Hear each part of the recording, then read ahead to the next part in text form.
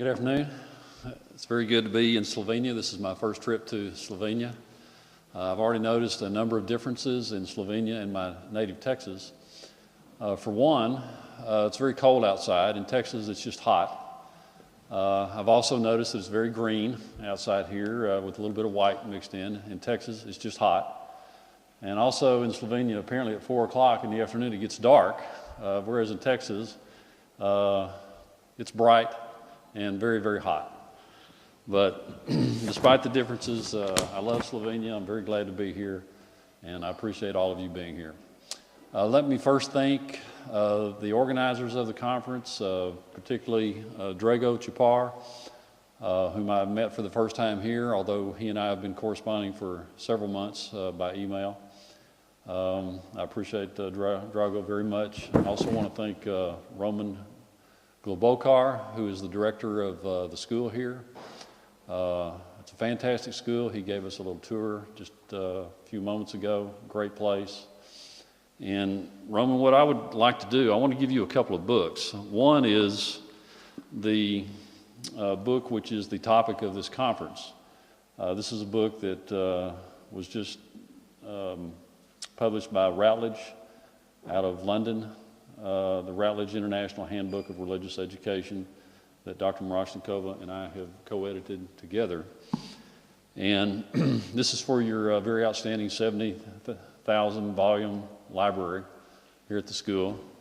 And I also have another book. This is actually a book that I did a few years back that is also related to the theme of religious education. This is a set of short stories that I wrote for teenagers, students roughly age 13 to 19, that deals with several ethical issues, has some stories in here about religious conflict, some moral stories about how to be a good person, how to be a kind person, an unselfish person. So hopefully some of your good students can make some use of these books. Thank you. Okay.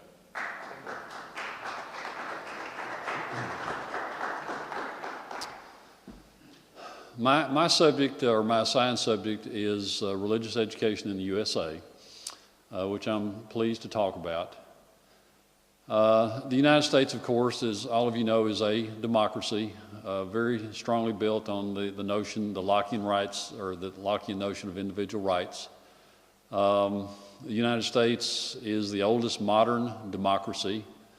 Doesn't make us better than anyone else, although when it comes to certain kinds of issues, like this issue of religious education, I would say that in some cases, maybe others ought to pay attention to what we do, not necessarily because it's inherently right, but because we've had a longer experience than many countries, for example, Slovenia, for example, many of the nations that used to be part of the Soviet bloc. These nations are in transition, moving away from communism, moving toward democracy. And if we've had 200 plus years of experience in dealing with some of these issues, it might be smart, it might be wise to consider what a country like the United States has done with respect to certain issues. In the area of, but basically there are two big issues that have come up already in a number of these talks. One is what kind of religion can or should be taught in the public schools, and the other big issue is the permission for the state to fund private religious schools. I think I want to spend most of my time talking about religion in the public schools because that has been seemingly the primary concern in most of the talks that have already been given. But I'll make a few comments about public funding of private religious schools, really just to make to illustrate a point that is maybe a broader point about the same topic as to how countries across the world do this, and perhaps maybe make some application as to Slovenia and its future. But when it comes to religious education in the United States public schools, it's important to understand that denominational instruction is not permitted. That is, there is to be no sectarian religion taught in our public school classrooms. Now, that doesn't mean that some teachers don't try, okay, but they're not supposed to be doing it. Some people get by with it until someone calls them on it. But that is the law, and by and far the great majority of teachers in our public schools adhere to this principle very, very scrupulously. But because there is to be no sectarian instruction, that doesn't mean that we can't talk about religion. And just as an extension of what we have been talking about at considerable length already in this conference, that is the permission to teach religion in an objective way in public schools. We do this, although it's not as organized and as systematic as you might think. And a lot of the reason for this is that we don't regulate and monitor and operate our schools from a federal level. So there's not any one set of rules that's coming from the top down from the federal government. Education is handled by, for the most part, by the states.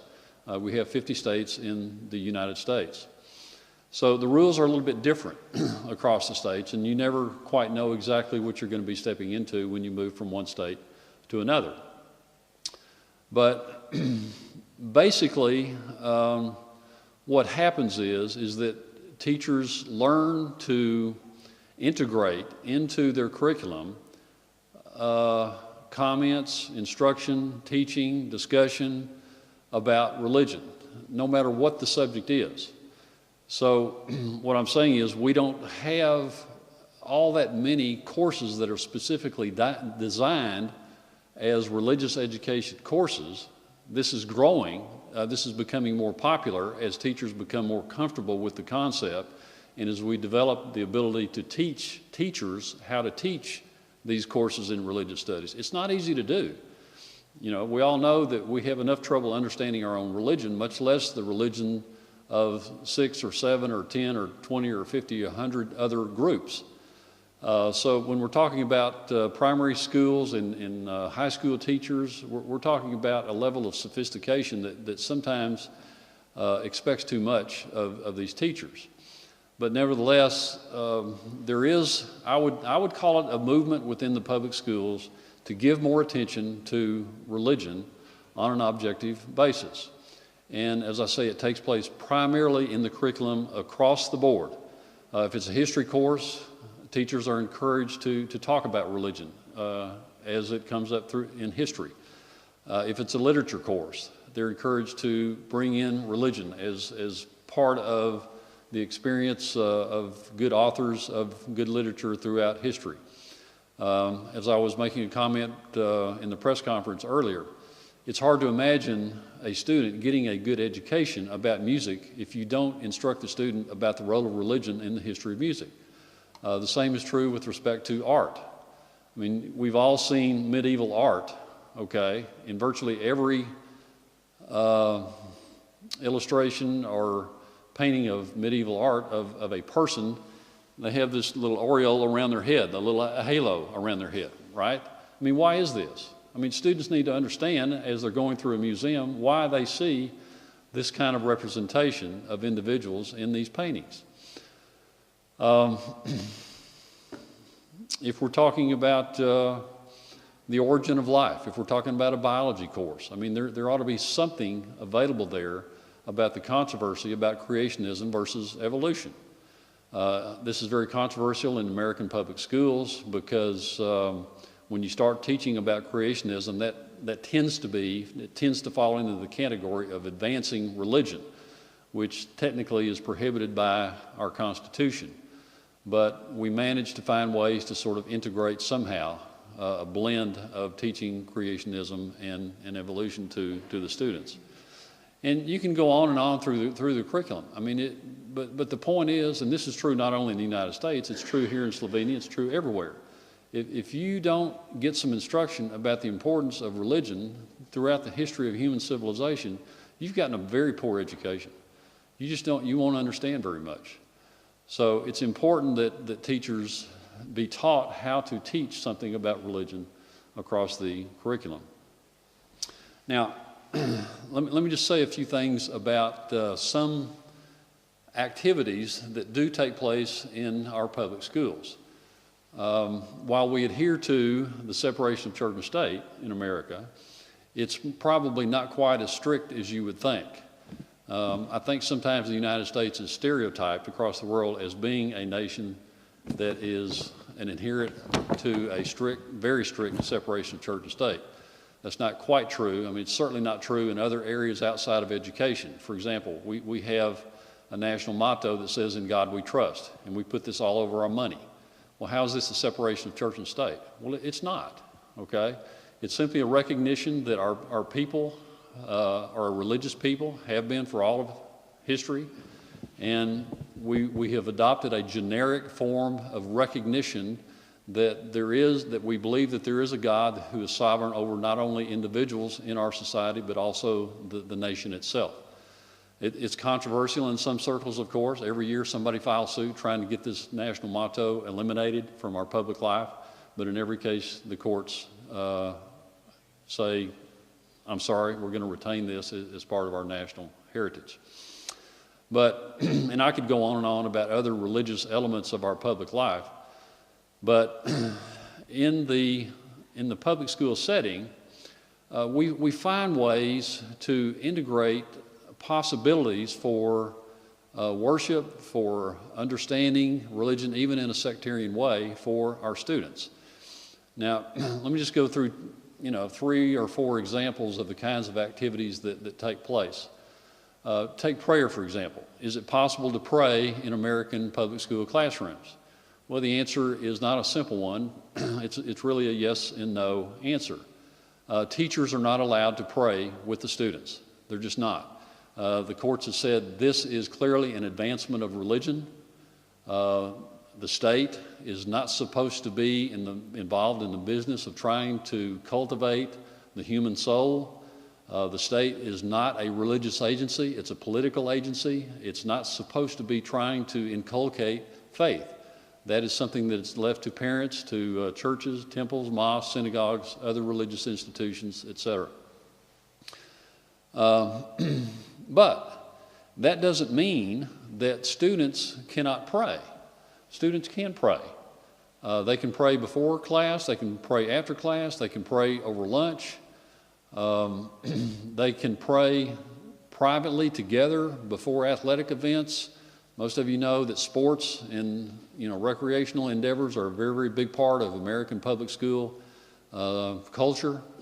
And it's been very controversial at times as to whether or not teams can pray before or after events. Basically, the courts have said that if the students do it on their own, that's okay. But if it's a coach or a principal or some other school official trying to lead in prayer, that's improper.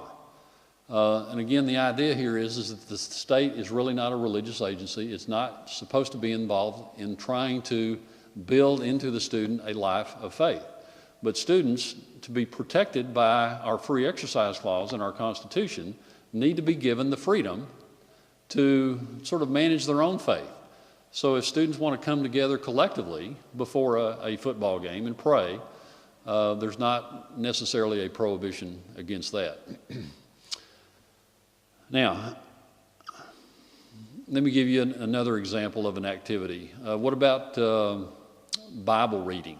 Can a teacher read from the Bible? Well, basically the answer is no. The courts have put the brakes on this activity for the very same reasons that they have put the brakes on prayer activity in the public schools. The state is not supposed to be involved in trying to build the life of faith of a student. We sometimes have lots of controversies over the 10 Commandments because arguably the 10 Commandments are not necessarily exclusively and solely a religious set of statements. Some want to argue that these are legal statements. For example, some years back we had a case in the state of Kentucky where the Kentucky legislature authorized from private donated funds, they thought this was help get it past the U.S. Supreme Court, the production of a number of very large posters carrying the 10 Commandments. And these were to be posted on the classroom walls across the state of Kentucky. Well, is this okay? The court basically said, look, we know what you're doing. We don't care that you put down at the bottom of the poster a little legend that says this poster of the Ten Commandments is posted on the basis that the Ten Commandments are the foundation of the Western legal tradition. We don't believe you. We think the reason that you're posting these Ten Commandments is we look at the historical record of all the debates that went into this. We think that the reason that you're doing this is so that the students will walk by this representation of the Ten Commandments and meditate in a spiritual way about the meaning of the Ten Commandments. So take them down. All right. Now that doesn't mean that you can't, in some context, talk about the Ten Commandments. Okay. You might talk about it in a legal context to the extent that it does have something to do with the development of the Western legal tradition. You might also have a unit in a history class or a political science class that talks about religious texts that have contributed to American culture. Okay? In that context, you could talk about the Ten Commandments to the students. There would be nothing wrong with that. But it would need to be presented, again, in a very objective and neutral way, abstaining from the temptation on the part of the teacher from trying to inculcate faith using the Ten Commandments as a tool to achieve that. We also have a very interesting sort of approach to what we call released time education. And this is a technique that was developed in the early 20th century by a number of different states. It was very, very popular for quite some time until it was challenged in a court proceeding in the state of Illinois. And basically the concept was, okay, a community comes together and says, look, our students are not getting enough in the way of information about religion. So why don't we set aside about 30 minutes a day, and we'll have a Jewish rabbi, and we'll have a Protestant minister, and we'll have a Catholic priest come into the school, and the parents who want their children to go and be taught by these officials can go and do that. The parents who don't want this, they would not sign off on this, and those students perhaps would go to a study hall or some other activity during that time of religious instruction. The Supreme Court said in this case, under those specific facts, this is disallowed. There's too much state machinery involved here. Yes, you've invited these people, and these are not state officials coming in, but you're using all the state machinery to invite these people. You're giving them a captive audience, so to speak, people who virtually have to be there to listen to this. Yes, parents have signed off on it too, but for the most part, this is the state using its creativity, its imagination to try to build the faith of the students. And it was important, of course, that every one of these officials who's delivering information to the students is teaching from a sectarian standpoint, right? They're not teaching objectively and neutrally. So the court said no to that. Now, a few years later, 4 years later actually, there was another case that arose. It was very, very similar. The only difference in the facts were that this state said, okay, we won't have the instructors from the various churches and temples and mosques come to the school. We'll have the students go to them off the school grounds. Okay? It looks a little better because you're not using the state facilities. You're not using their electricity and water and gas and other utilities. Is that okay? The court said yes, this is okay. There's enough difference there, although you might think, as I think, that it's really a difference without a distinction, but the court said that there's enough difference here that we'll approve this technique. And there's still about 10% of the 17,000 or so school districts across the United States that adhere to this particular technique. So that's about 1,700 school districts or so across America that still do this. And it is very effective. Many of the students have commented that they like this, they enjoy it, they learn more about faith than they do perhaps in any other setting, and it's very popular in some respects. Interestingly, there's a case pending right now about this very release time subject. How much time do I have? 2 minutes left? Okay. In which the issue is, okay, we're going to release these kids to go get this religious instruction, but now we're also going to assign them a grade. Is this okay? Well, see, that's a much more difficult question, because there clearly the state is playing a more active role, okay? They're getting graded on the basis of sectarian instruction, and the state seems to be sanctioning that, in fact, encouraging that. So it's a very, very interesting question. I don't know which way the court will go with this.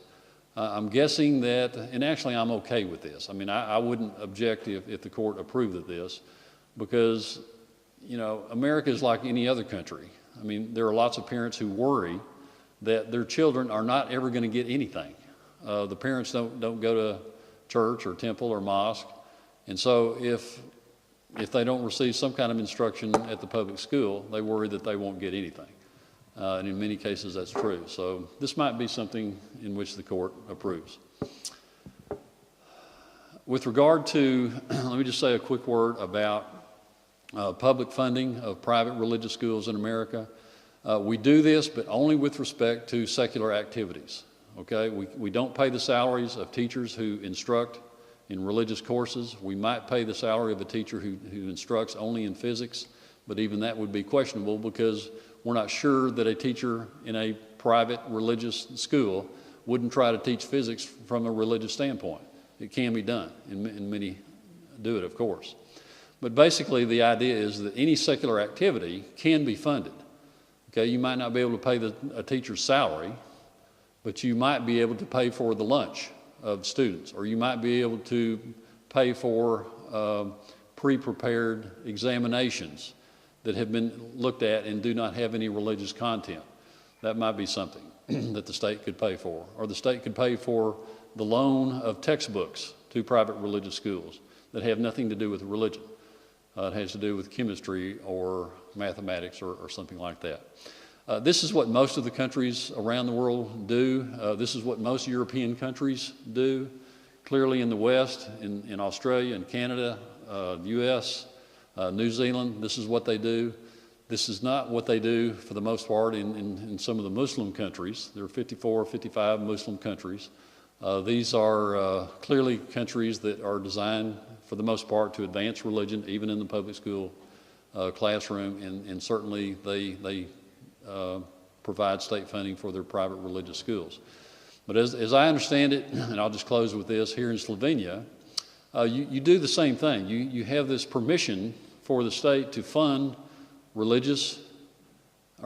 secular activities of private religious schools. For example, this school receives significant funding, but only for specified secular activities. For the specifically religious activities, it is not entitled to receive funding.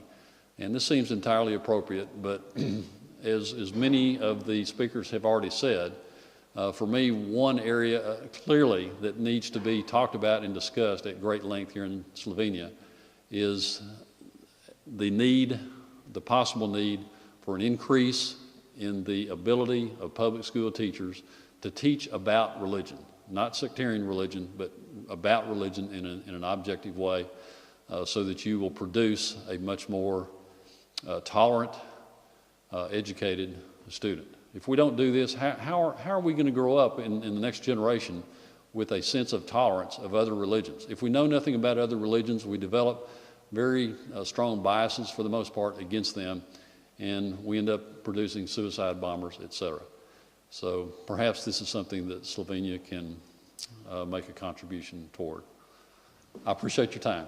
Thank you. Thank you.